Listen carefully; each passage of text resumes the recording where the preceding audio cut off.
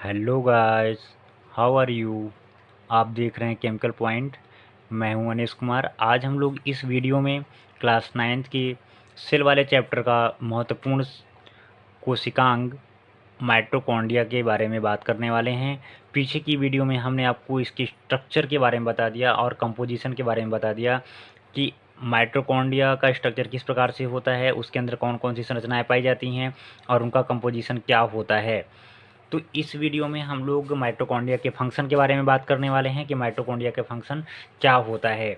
तो पहले हम लोग थोड़ा सा माइटोकॉन्ड्रिया के स्ट्रक्चर के बारे में रिवाइज कर लेते हैं, उसके बाद फिर इसके फंक्शन के बारे में बात करेंगे। तो देखेंगे यहाँ पर कि जो माइटोकॉन्ड्रिया है वो जनरली ओवल शेप में होती है। किस प्रकार से होगी? ओवल शेप में होगी, ओवल शेप या अंडाकार में होगी। और ये दोहरी परत से मिलकर बने होते हैं, यानी कि इसमें कितनी मेम्ब्रेन होती हैं? 2 मेम्ब्रेन होती हैं। एक होता है आउटर मेम्ब्रेन और दूसरा होता है इनर मेम्ब्रेन। आउटर मेम्ब्रेन और इनर मेम्ब्रेन, आउटर मेम्ब्रेन और इनर मेम्ब्रेन, दो प्रकार की इसमें मेम्ब्रेन पाई जाती हैं। इसके अलावा इसके अंदर एक लिक्विड मटेरियल भरा रहता है जिसे हम लोग मैट्रिक्स कहते हैं। मैट्रिक्स कहते हैं। जो इनर मेम्ब्रेन होती है वो फोल्डेबल होती है, जो कि क्रिस्टी का निर्माण करती है। क्रिस्टी के ऊपर ऑक्सीसोम पाए जाते हैं। तो ये हमने आपको डिफाइन कर दिया था।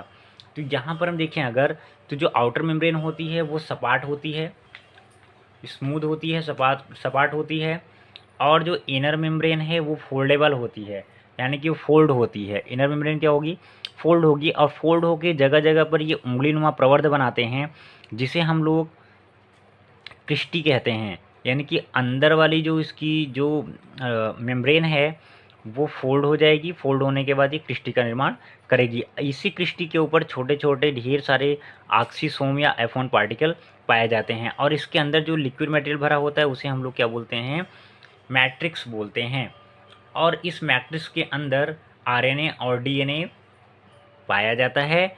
डीएनए की उपस्थिति होने के कारण माइटोकॉन्ड्रिया को स्वायत्त कोशिकांग या ऑटोनॉमस सेल ऑर्गेनेल्स भी कहते हैं। और देखेंगे हम यहाँ पर कि जो एनिमल और प्लांट माइटोकॉन्ड्रिया होती है उसमें डिफरेंस क्या होता है कि जो एनिमल के अंदर पाई जाने वाली माइटोकॉन्ड्रिया होगी उनकी संख्या ज़्यादा होगी। और दूसरा, उनका जो ये क्रिस्टी है वो फिंगर लाइक प्रोजेक्शन की तरह होगा, फिंगर की तरह होगा। जबकि प्लांट सेल में क्रिस्टी एकदम फ्लैट होगी। कैसी होगी? फ्लैट होगी, चपटी होगी। तो ये बेसिक अंतर होता है एनिमल और प्लांट माइटोकॉन्ड्रिया में।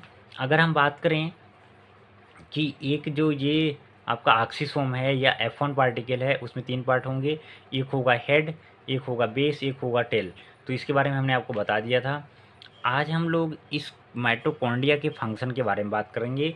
तो फंक्शन में बात करने से पहले आपको एक चीज़ जाननी है कि माइटोकॉन्ड्रिया जो होता है उसे हम लोग power house of the cell कहते हैं, क्योंकि इसी माइटोकॉन्ड्रिया की सहायता से एटीपी का फॉर्मेशन होता है, जिसे हम लोग अपने दैनिक जीवन में उपयोग करते हैं।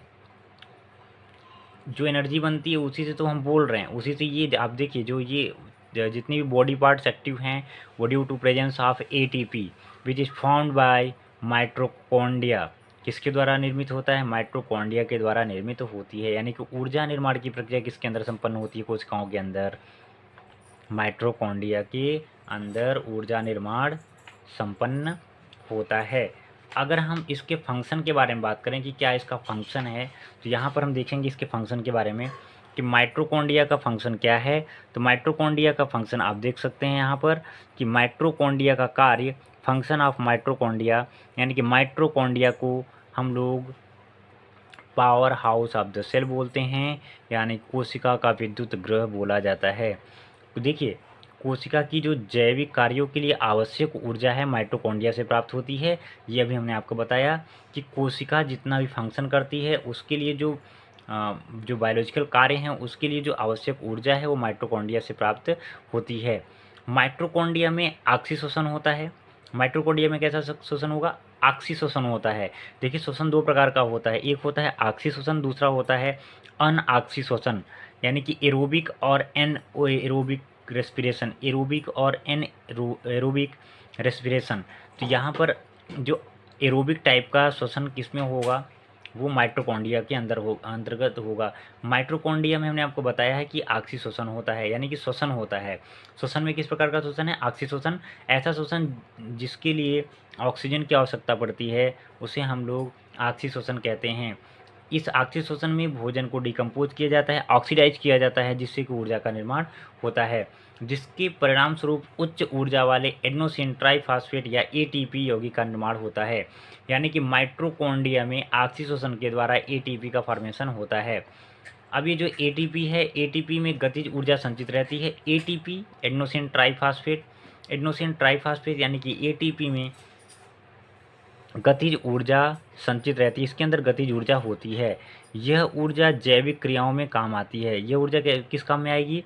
जो भी है हमारा जितनी भी बायोलॉजिकल प्रोसेस हैं उसको संपन्न करने के लिए एटीपी की आवश्यकता होती है। अगर देखें हम 1 ग्राम ग्लूकोज का अणु का अगर पूरा ऑक्सीकरण करें, यानी कि ऑक्सीशोषण करें, ग्लूकोज का 1 ग्राम ग्लूकोज अणु के पूर्ण ऑक्सीकरण से 38 एटीपी का निर्माण होता है। 38 एटीपी का निर्माण होता है, यानी कि 1 ग्राम अगर ग्लूकोज खाएंगे तो आपको 38 एटीपी प्राप्त होगी। कोशिका के अंदर अगर हम देखें तो नए रासायनिक पदार्थों का निर्माण एटीपी में संचित ऊर्जा के द्वारा होता है। देखिए जितनी भी प्रोसेस होते हैं उसके लिए ऊर्जा की आवश्यकता होती है, और जो ऊर्जा है वो एटीपी के फॉर्म में संचित रहती है। इसके अंदर पायरविक एसिड का, यानी कि इसके अंदर पायरविक अम्ल का ऑक्सीकरण होता है। किसके अंदर? माइटोकॉन्ड्रिया के अंदर। माइटोकॉन्ड्रिया के अंदर क्या होगा? पायरविक एसिड का ऑक्सीकरण होगा। देखिए पायरविक एसिड क्या होता है? जब आप ग्लूकोज खाते हो तो ग्लूकोज को सेल के अंदर ब्रेक डाउन किया जाता है, और वो निर्माण करते हैं किसका? वो करते हैं पायरविक एसिड का। पायरविक एसिड इंटर करता है माइटोकॉन्ड्रिया के अंदर, और माइटोकॉन्ड्रिया के अंदर इसका ऑक्सीकरण होता है, जिससे कि एटीपी का निर्माण होता है। अब ये जो पूरा प्रक्रिया है एटीपी के निर्माण की, इस क्रिया के लिए ये जो क्रेब्स साइकिल एक साइकिल चलती है जिसका नाम है क्या? क्रेब्स साइकिल, जिसमें कि विभिन्न प्रकार के यौगिक एक दूसरे में इंटर कन्वर्ट होते हैं और लास्ट में एटीपी का फॉर्मेशन होता है। एनएडीपी तथा एफएडी इस प्रक्रिया के दौरान अपचयन होता है, यानी कि देखिए ऑक्सीकरण तो किसका हो रहा है? ग्लूकोज का, लेकिन साथ साथ में एनएडीपी और एफएडी का क्या होगा? अपचयन होगा। अपचयित एनएडीपीएच तथा एफएडीएच2 का इलेक्ट्रॉन स्थानांतरण सिस्टम द्वारा ऑक्सीडेशन होता है। देखिए जो NADPH है और FADH2 है, ये एक प्रकार के केमिकल कंपाउंड होते हैं जो कि कोशिका के अंदर पाए जाते हैं। यही NADPH तथा FADH2 का इलेक्ट्रॉनिक जो सिस्टम है, स्थानांतरण सिस्टम, यानी कि ETS के द्वारा ऑक्सीडेशन होता है और ATP का निर्माण होता है। यानी कि by the reduction of NADP and FAD ATP is formed, जिन्हें ऊर्जा के सिक्का कहते हैं। यानी कि एटीपी को हम लोग क्या बोलते हैं? ऊर्जा का सिक्का कहते हैं। ये ऊर्जा का परित्याग कर एडीपी में परिवर्तित हो जाते हैं। मतलब ये है कि जब हम लोग एटीपी का यूज करते हैं, ऊर्जा का यूज करते हैं बायोलॉजिकल प्रोसेस के लिए, तो उसमें एडीपी का निर्माण होता है, यानी कि एटीपी से एडीपी का निर्माण होता है। तो यहाँ पर हमने देखा कि माइटोकॉन्ड्रिया का काम क्या होता है, तो आप सीधा बोलिएगा श्वसन करना। माइटोकॉन्ड्रिया का काम क्या होता है? श्वसन करना। माइटोकॉन्ड्रिया का काम क्या होता है? श्वसन करना, जिससे कि क्या निर्मित होती है? एटीपी का निर्माण होता है, जिससे कि एटीपी का निर्माण होता है। और इसी एटीपी का हम लोग यूज करते हैं बायोलॉजिकल प्रोसेस के लिए।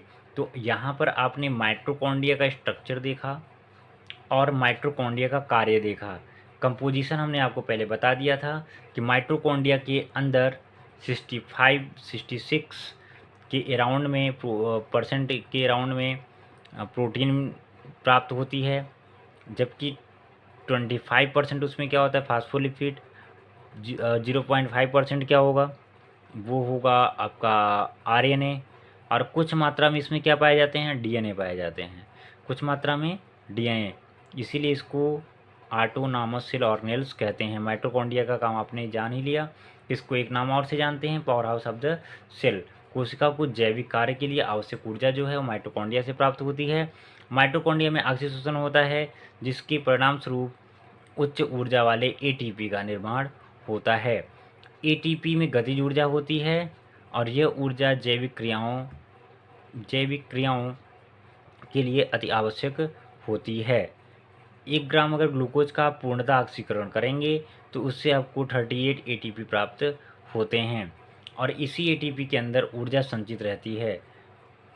इसमें माइटोकॉन्ड्रिया के अंदर क्या होगा कि जो पायरुविक एसिड है उसका अपचयन होगा और जो अपचयित NADPH तथा FADH2 का जो है वो इलेक्ट्रॉन स्थानांतरण सिस्टम द्वारा ऑक्सीडेशन होता है और एटीपी का निर्माण होता है, जिन्हें एटीपी को हम लोग क्या बोलते हैं, ऊर्जा का सिक्का बोलते हैं, एनर्जी कॉइन बोलते हैं। और ये ऊर्जा का परित्याग करके एडीपी में कन्वर्ट हो जाते हैं, यानी कि एटीपी से किसका निर्माण हो जाएगा, एडीपी का निर्माण हो जाएगा। तो आज हमने देखा माइटोकॉन्ड्रिया के कार्य क्या होते हैं। नेक्स्ट वीडियो में हम लोग अगले सेल ऑर्गेनेल्स या कोशिकांग के बारे में बात करेंगे, जो कि हो सकता है वो एंडोप्लाज्मिक रेटिकुलम या न्यूक्लियस। तो मिलते हैं नेक्स्ट वीडियो में, तब तक के लिए थैंक यू, टेक केयर।